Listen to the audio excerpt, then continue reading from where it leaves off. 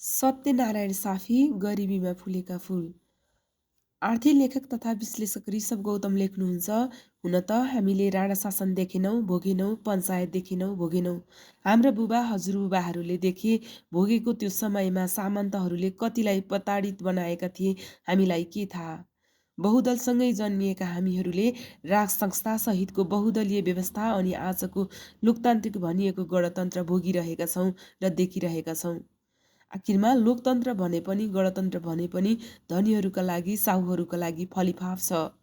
त्यो आम गरिब तथा दीन दुखीहरूले भोगिरहेका र महसुस गरिरहेका छन्।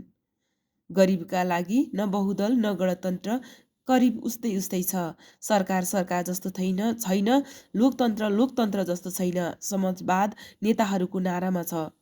मानवता मानव अधिकार कर्मीहरूको प्रतिवेदमा छ त केवल चरम पुँजीवादमा मडारिएको छ। पुँजी छ, सबै छ र पुँजी छैन, समाजमा केही पनि छैन। धन र सम्पत्ति नभएका, पाखुरामा बल नभएकाहरू आज पनि समाजमा पीडादायी जीवन बाँचिरहेका छन्। त्यसैका एउटा उदाहरण हुन् सुगम तराईका दुर्गम जीवन बाँचिरहेको सत्यनारायण साफीको परिवार। आज त्यही साफीको गरिबीमा झगडिएको परिवारमा नसोचेको खुसी भित्रिएको छ, अर्थात् गरिबीको झुपडीमा एउटा फुल फुलेको छ। अकस्मात आज त्यो फुलको पछाडि हजारौँ होइन लाखौँ मानिसहरूको नजर छ। अचम्बित भएको छ सारा संसार। सत्यनारायण साफी सिराहा जिल्लाको बरियारपट्टी गाउँपालिका 2 श्रीपुर गाउँका जेन्जी युवा हुन्। दैनिक 9 घण्टा मजदुरी गरेर MBBSको प्रवेश परीक्षा पूर्ण छात्रवृत्तिमा नाम निकाल्न सफल उनको यति बेला पुरा देशमा चर्चा छ। नहोस् पनि किनकि यस्तो रेकर्ड यसअघि कसैले बनाउनै सकेका थिएनन्। उनको सङ्घर्ष यति हृदय विदारक छ कि कसैले त्यस्तो सङ्घर्ष चाहिँ नभोगोस्। त्यसकारण उनी एउटा गरिबीको आँगनमा फुलेका फुल हुन्। उनले हृदयमा सजाएका सपना कठिन परिश्रमले आज पुरा भएको छ। उनी डाक्टर हुने भएका छन्। भयङ्कर आर्थिक अभाव, चरम गरिबी र चुनौतीको पहाडलाई पन्साएर अध्ययनप्रति उनले देखाएको अटुट प्रेम, निरन्तर मेहनत र अदम्य साहसले प्राप्त उपलब्धि जेन्जी युवाहरूलाई एउटा नयाँ सन्देश प्रवाह गरेको छ। उनको असाधारण सफलतालाई लिएर समाजमा अहिले बहस चलिएको छ, तारिफ भइरहेको छ। मान्छेहरू उनलाई जेन्जी पुस्ताका रोल मोडल भन्न थालेका छन् र समाजका विभिन्न क्षेत्रमा समाजसेवी मानिसहरूले उनको परिवारलाई सहयोगी पनि गरिरहेका छन्। सहरमा एका थरीका यस्ता छन्, आफ्ना थामतिग्रे छोराछोरीहरूलाई बिहानै ओछ्यानमा चिया कफी सर्भ गर्छन्। थोरै भात कम खाएछ भने ढाड कन्याउँदै के भो बाबु, तँलाई किन हिजो आज खान छोडिछस् भन्छन्। आफ्ना छोराछोरीले चाहे जति सुविधा दिएका छन्। कति त सुविधा बढी भएर छोराछोरी भने गजडी र रक्सेहा भइरहेका छन्। ऊ डिजे र ऱ्यापमा रमाइरहेको हुन्छ। त्यस्ताहरूको लक्ष्य अक्सर विदेशमा भासिने मात्राको हुन्छ। विदेशमा गएर पढ्ने, कमाउने र स्वदेश फर्केर राष्ट्र सेवा गर्ने भन्ने हुँदैन। हो, त्यस्ता सहरिया जेन्जीहरूलाई सत्यनारायणले सङ्घर्ष र अभावमा पाएको सफलता व्यङ्ग्य जस्तै हो। गाँजा चुरोट रक्सी खाएर अरूलाई गाली गर्नु, दोष मात्र दिनु र देशलाई गाली गर्नु, राष्ट्रिय सम्पत्तिमा आगजनी गर्नु र अराजकता फैलाउनु त्यस्ताहरूको आदत हो, जो आवश्यकताभन्दा बढी सुविधा र पैसाले मातिएका छन्।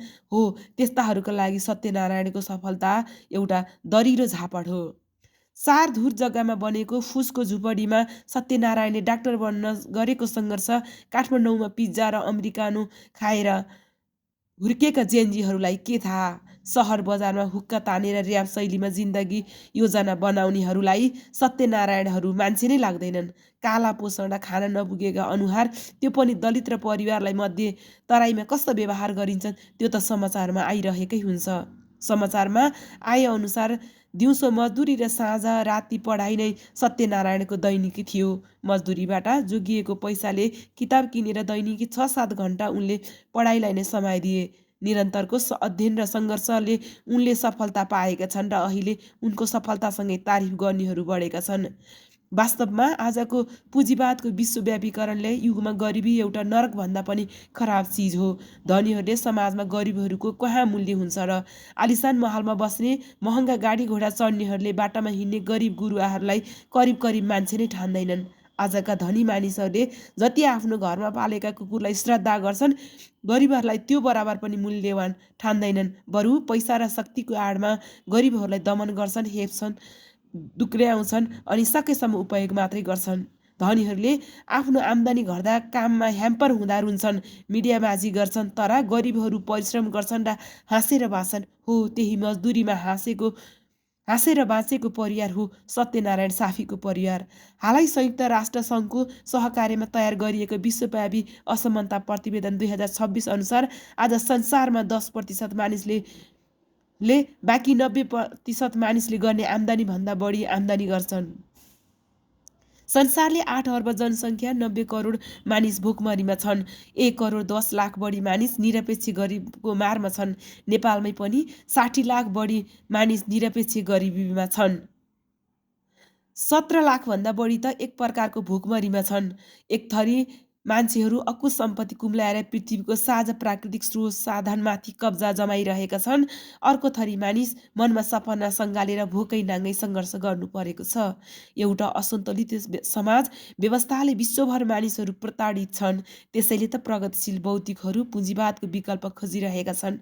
हामीले प्रगतिशील व्यवस्था अवलम्बन गर्न सकेनौँ, नीतिहरू फेर्न सकेनौँ, बजेट र कार्यक्रमहरू गरिब तथा उपेक्षितहरूलाई उकास्ने गरी बनाउन सकेनौँ भने सत्यनारायण सापीहरूले जस्तो वेदना धेरैले भोग्नेछन् र प्राणी जगतको यो साझा धरती, यो पृथ्वीमा युगौयुग नयाँ नयाँ कलेवरको दासता र अन्यायले बास गरिरहनेछ।